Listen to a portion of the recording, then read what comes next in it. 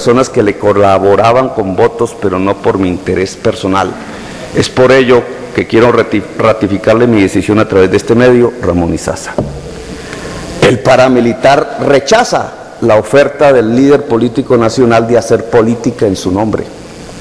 Año 1995, los paramilitares no habían pensado que era importante la infiltración dentro de los grandes partidos, dentro de las estructuras políticas nacionales, lo ejercían en el nivel local.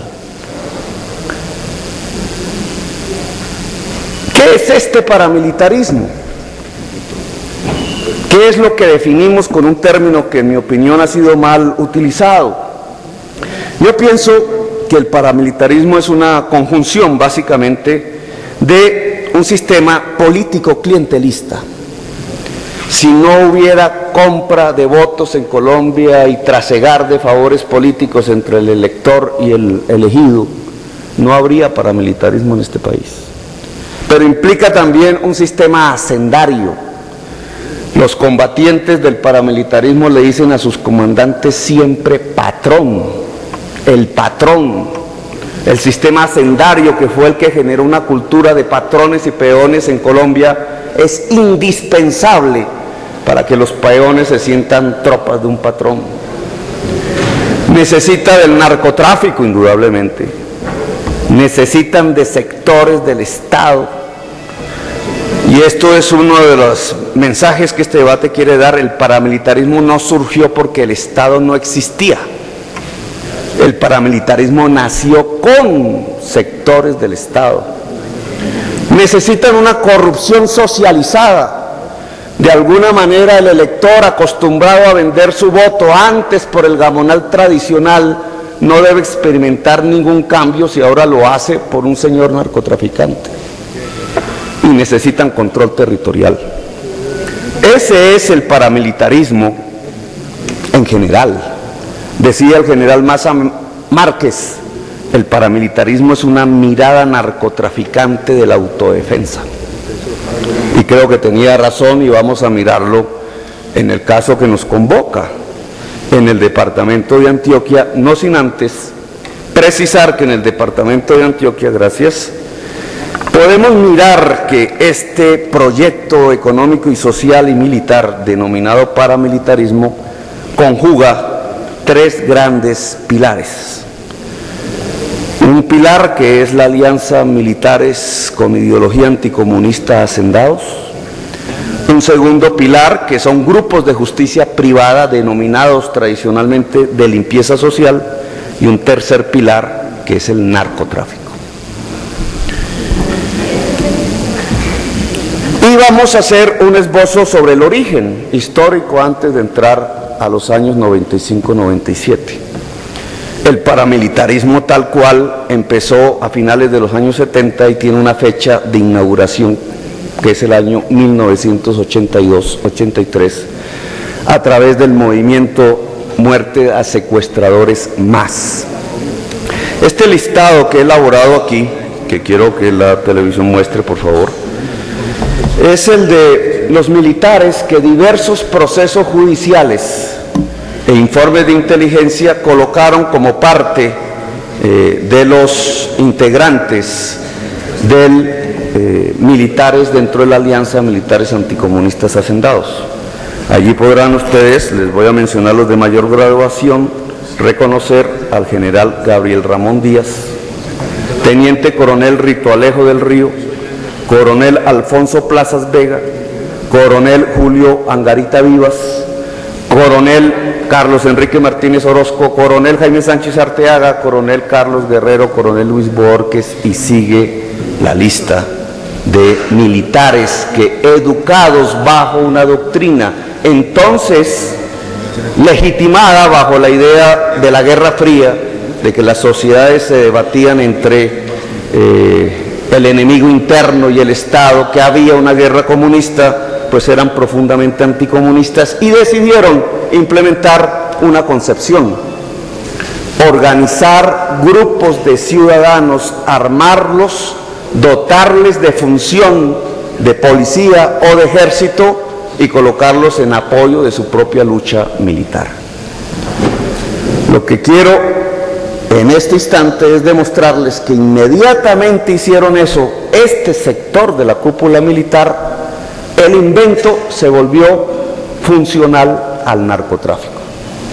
Porque desarrollado en un área geográfica que era el Magdalena Medio, Puerto Boyacá, Doradal y los municipios antioqueños de Puerto Triunfo, Puerto Nara y Puerto Berrío, el experimento inicial juntaba a hacendados golpeados por la guerrilla, militares de la línea dura, configuración de grupos de autodefensa, pero al cabo de unos cuantos meses fue el narcotráfico el dueño del invento. La idea de organizar ciudadanos arbitrariamente armados y con funciones de policía y de ejército sobre otros ciudadanos no devengó en una mayor institucionalidad del Estado, sino en grupos funcionales al narcotráfico. Los narcotraficantes que cayeron en ese entonces sobre el territorio de este tipo de alianza, el Magdalena Medio, fueron Gonzalo Rodríguez Gacha, Pablo Escobar, etc. En el libro de Toño Sánchez, Las crónicas que no me dejaban contar, Toño Sánchez es de Montería y firmante del Acuerdo de Santa Fe de Ralito, se comenta lo siguiente.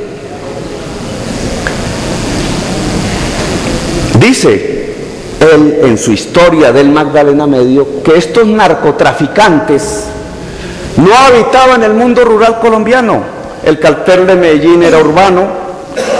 El cartel de Medellín en ese entonces, que configuraba toda la mafia colombiana de la cocaína, lavaba sus dólares en Panamá. Después de la muerte del ministro de Justicia, Rodrigo Lara, se fueron a vivir a Panamá en masa.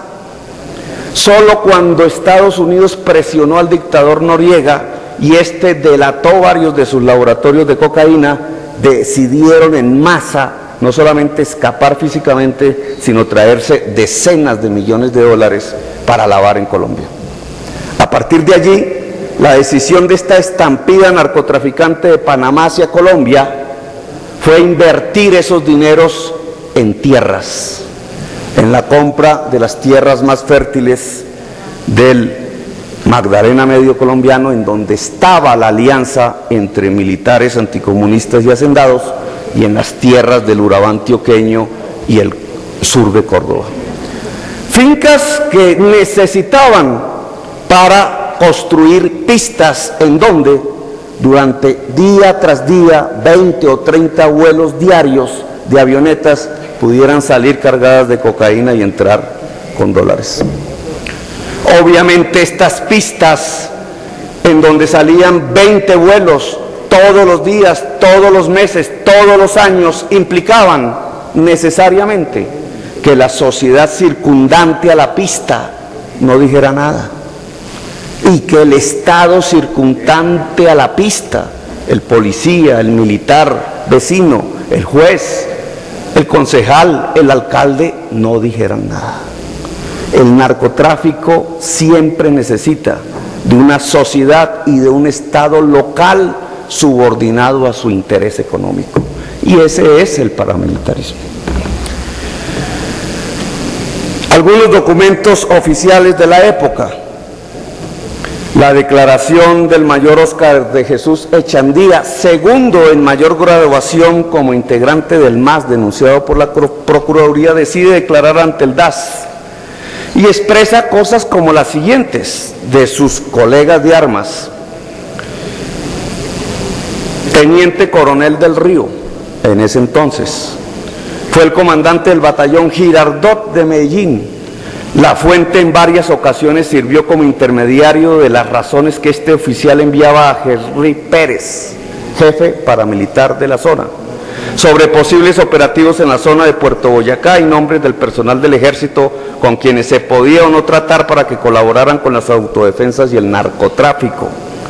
En 1985 participó con apoyo de la Fuente y del Coronel del Río en el transporte de 100 subametralladoras MP5 entre Medellín y Puerto Boyacá, todas compradas por el mexicano.